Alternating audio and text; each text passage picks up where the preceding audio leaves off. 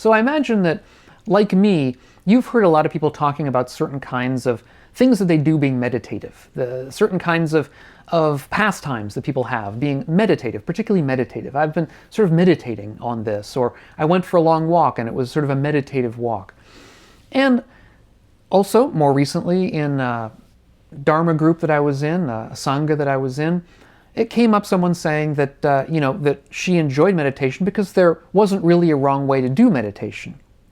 So what I'm going to talk about today is what is meditation and what isn't meditation. And I think this is going to be an interesting subject coming right up.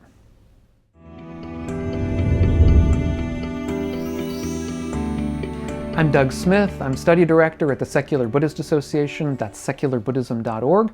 If you're new to the channel and interested in living a wiser and a kinder and a calmer life, consider subscribing.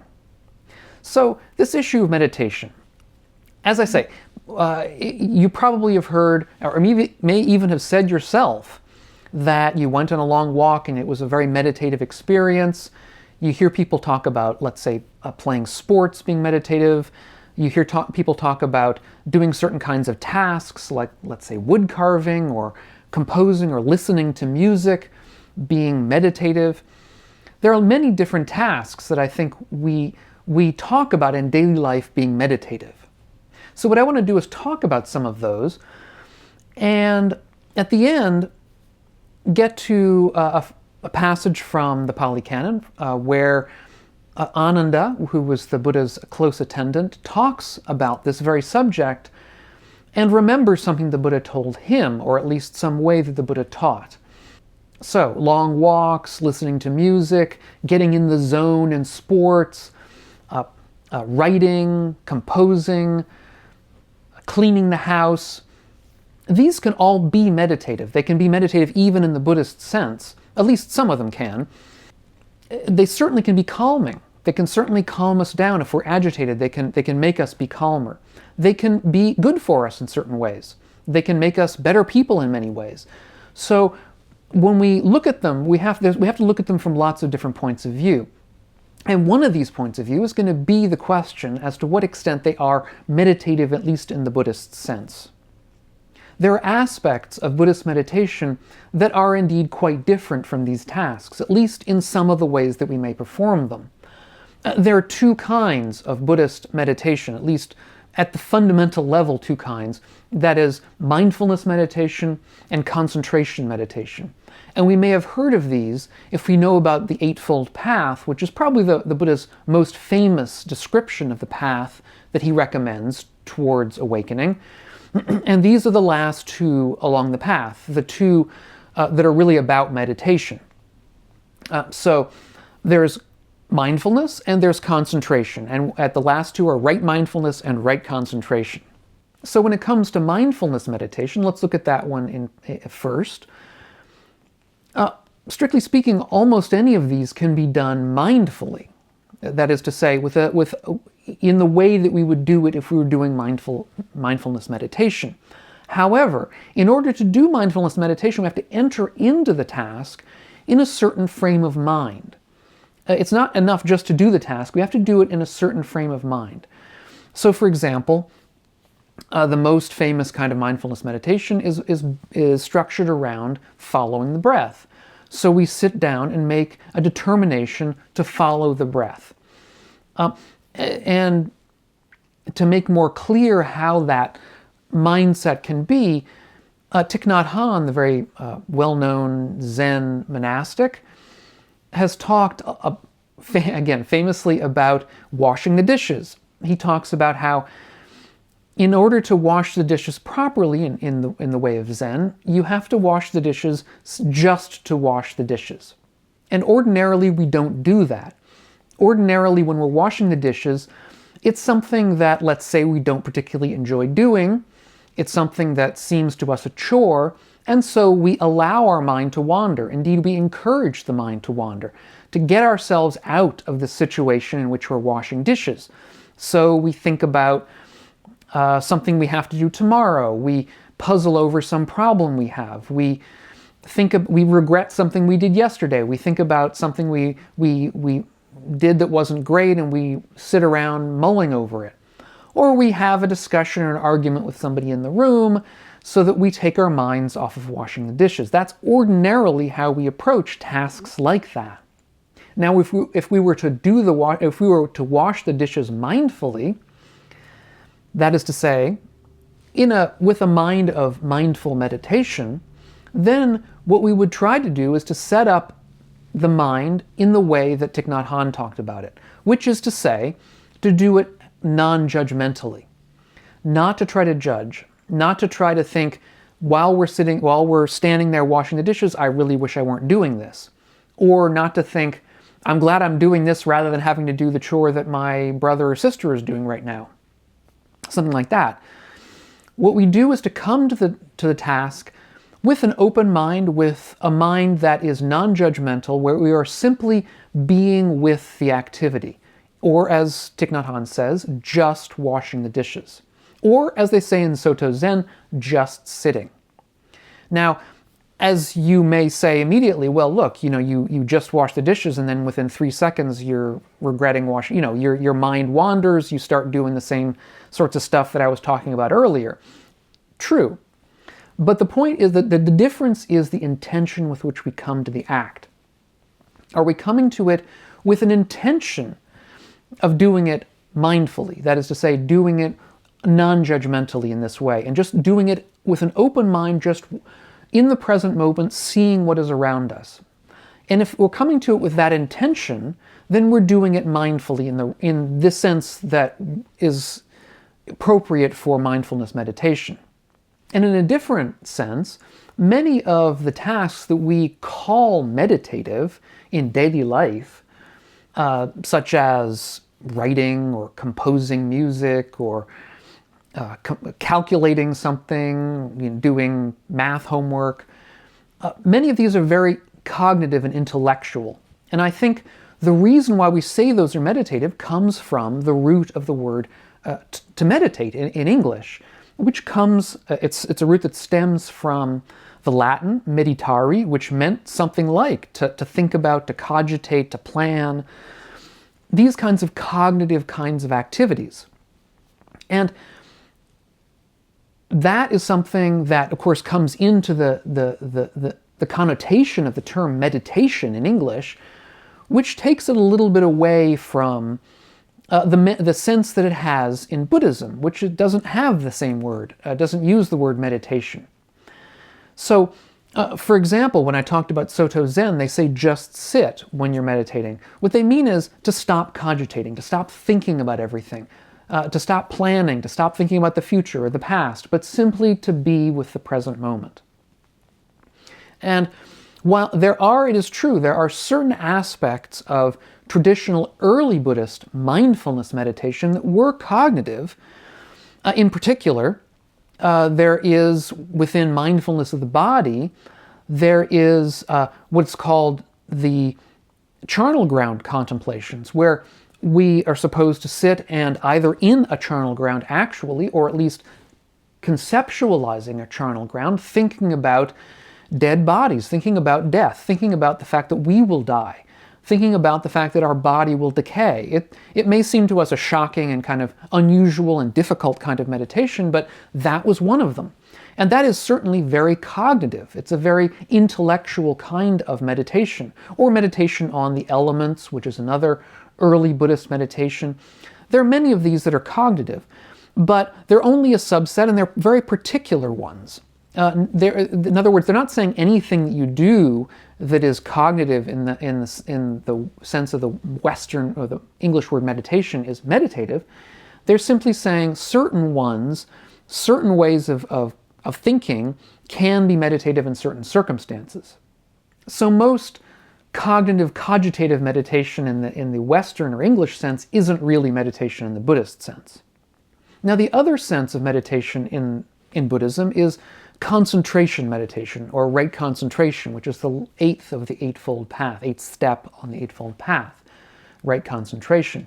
And again, many of the tasks I've talked about before, being meditative in the everyday sense, can indeed lead to a heightened sense of concentration, whether it's writing or calculating, or whether it's playing a sport or walking in the woods.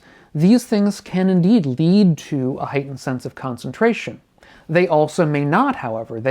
We can walk in the forest and allow our mind to drift everywhere and become scattered, thinking about the future or the past or wherever because we're out walking. If our mind wanders sufficiently, we're no longer concentrated. So again, it depends upon how we perform the particular task we're talking about. But more specifically with concentration, in early Buddhism, the aim of concentration meditation is achieving what's called jhana. And jhana are 4 states in particular of very deep concentration of what's called absorptive meditation. And some of us may be familiar with similar kinds of absorption when we're doing some meditative task very intensely, and the world seems to disappear, and we no longer maybe even hear the phone ringing or whatever because we're so intently interested in the subject that we're pursuing. However, jhana isn't just about absorption. It's also about the feelings, and more importantly, I should say, about the feelings that arise. That when you're in jhana, you're absorbed, and that absorption causes within you to arise a feeling of joy, a kind of a bubbling feeling of happiness, of joy, of what's sometimes termed rapture.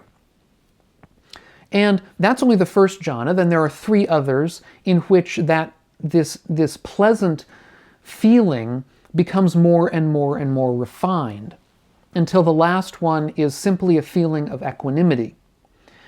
And while I'm not an expert in the jhanas, I have not really experienced all of them, I have had a light experience of the first one in some of my meditation when I do long, because you have to do long meditations in order to get this.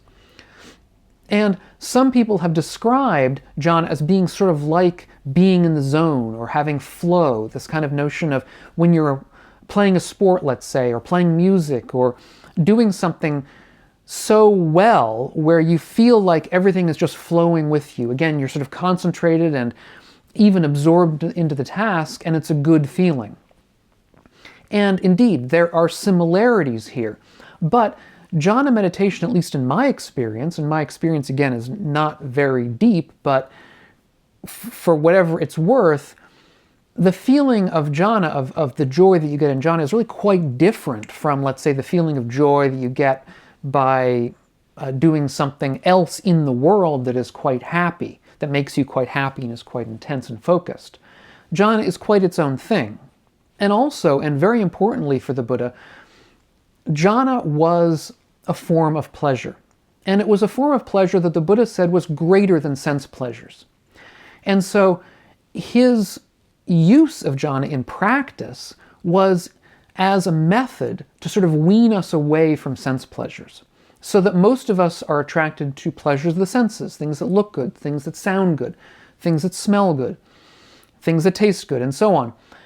And what the Buddha was saying is, yeah, those are pleasurable, but pleasures of jhana are even greater. So it's easier for us to turn away from sense pleasures to a degree, to sort of renounce sense pleasures to a degree so that we're less attached to them, if we can practice jhana. And indeed, many of these forms of quote-unquote meditation that I've been talking about now are forms of getting lost in certain kinds of sense pleasure, such as going for a walk in the woods, which is beautiful, such as listening to music, which is beautiful. We can even do it when we're eating food, which is very tasty, or drinking something that's delicious, or smelling smells that are very attractive. We can, particularly if we are sort of expert in those things, we can really get lost in them as forms of sense pleasure. We love them so much that they attract us, and we think of it as a meditative experience, but really what it is a form of getting lost in a certain kind of sense pleasure. Now, there isn't necessarily anything wrong with that. It simply isn't meditation in the Buddhist sense. It's a different kind of thing. And it's a thing that can attach us to the world in certain ways. Now, some of the other things I've talked about, such as, let's say, composing or writing or calculating, are less about sense pleasure and more about doing things, which is perhaps less of an issue here, less something that I would really want to talk about it, but it's not, again, for different reasons, not quite meditation. It's very, very intellectual, very cognitive. But turning back to sense pleasures, now I want to spend some time looking at a passage in early Buddhism from the Pali Canon, where Vasakkara the Brahmin is talking with Ananda, Ananda being the Buddha's close attendant. And this passage I'm reading from appears to be from a time after the Buddha passed on, when Ananda is talking to Vasakkara about this. And so Vasakkara comes to Ananda and says, on one occasion, Master Ananda, Master Gotama, that is the Buddha, was living at Vesali in the hall with a peaked roof in the great wood.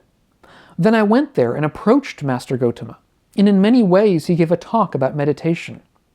Master Gotama was a meditator and cultivated meditation, and he praised every type of meditation. Ananda responds, the Blessed One Brahman did not praise every type of meditation, nor did he condemn every type of meditation. What type of meditation did the Blessed One not praise? And here, Ananda goes into a list of the kinds of meditation that the Buddha did not praise. In particular, he says the Buddha did not praise meditating on sense pleasures. The Buddha did not praise meditating on ill will or anger. The Buddha did not praise meditating on tiredness or on restlessness and remorse, being remorseful about something from the past, or about doubts that we might have. Meditating on doubts is not something praiseworthy for the Buddha. Now, this list of topics I've just given, some of you will be familiar with. This is the list of the 5 hindrances. That is, these are 5 kinds of different ways that things can arise in the mind that hinder meditation, that hinder proper meditation. So perhaps it's not a surprise that the Buddha wouldn't recommend meditating on these things, because you're meditating on things that make meditation harder, or at least Buddhist meditation harder, should we say.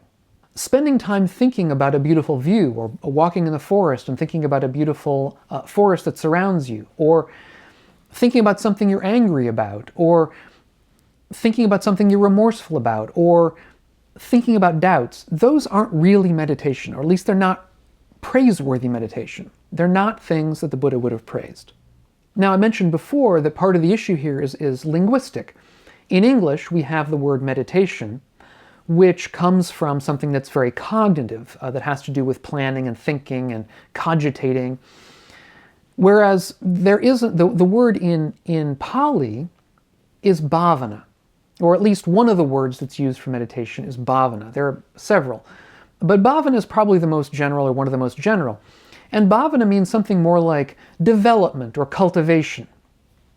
And the idea is that what we do when we do meditation is to cultivate or develop a positive or skillful mental states. So we find which mental states are skillful for us, and we try to develop those. And that is the general approach we're doing when we're doing meditation. And while some of these kinds of cogitations may be useful to us in certain circumstances, in the ultimate circumstance, the Buddha is going to say that they don't lead to awakening. And similarly, we have to think about something like indulgence in sense pleasures, which may indeed be calming in certain ways, and certainly is pleasurable, there's no doubt about that, but we have to ask ourselves, or at least stay with it in our practice and see, is indulgence in sense pleasures, is spending time allowing the mind to run across sense pleasures that we know, truly effective for us? Is it truly going to be the sort of thing that's going to be beneficial in the long term?